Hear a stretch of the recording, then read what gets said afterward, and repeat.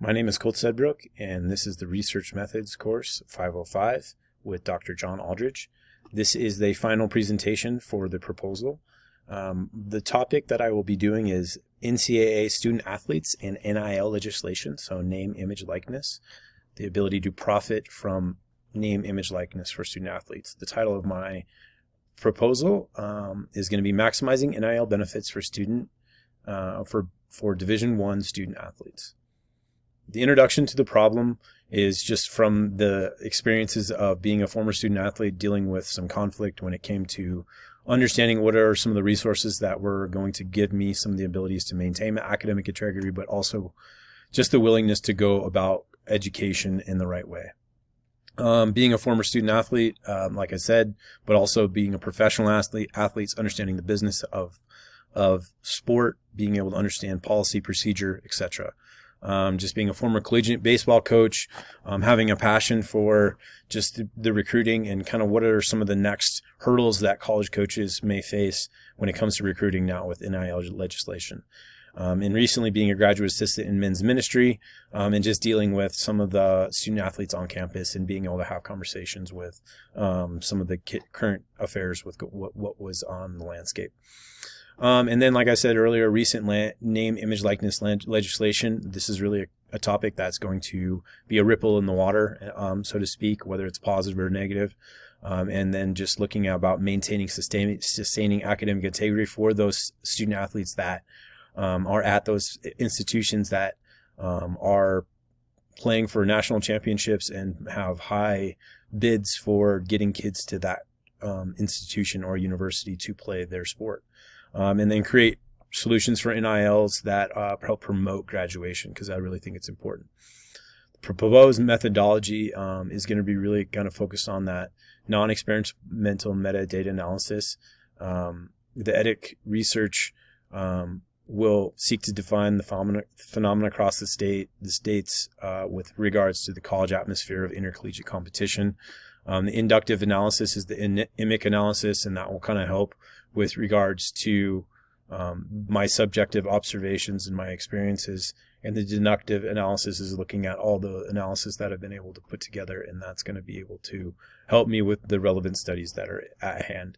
The groups that I will be looking at is student athletes with name, image, likenesses, both men and women, and if they're at a Christian or secular institution, and student athletes without NILs, both men and women, whether they're at a Christian or secular institution, and their abilities to graduate.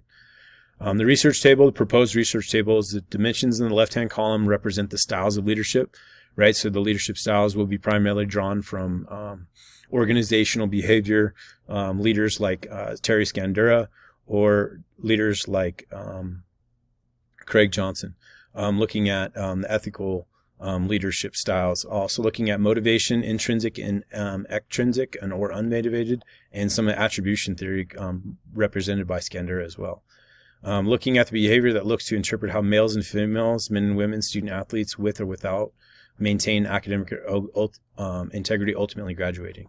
The raw data will be conducted by assessing score into each column that intersects the organization and leadership that and best describes that group, where the scores will be calculated and the scores will be categorized from highest to lowest.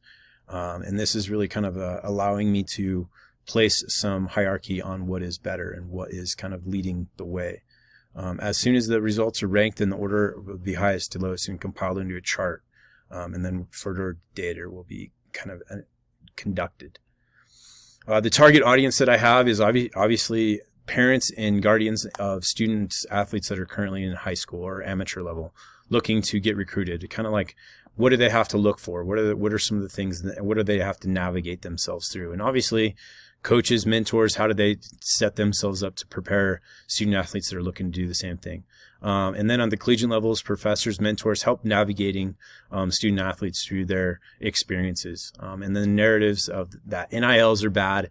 They cause toxicity within everything, and they're just kind of therefore not going to be able to provide any type of stability within the college atmosphere. And the conclusion that I have is kind of stems off from Romans. If it is to encourage, then give encouragement. If it is giving, then give generously. If it is to lead, do it diligently. If it is to show mercy, do it cheerfully. In the kind of conclusions, the NILs are providing stability across the board when it comes to student athletes. Each institution has their own positives and negatives when it comes to the success of graduation rates. But we'll be looking further into that and having more further analysis when it comes to that.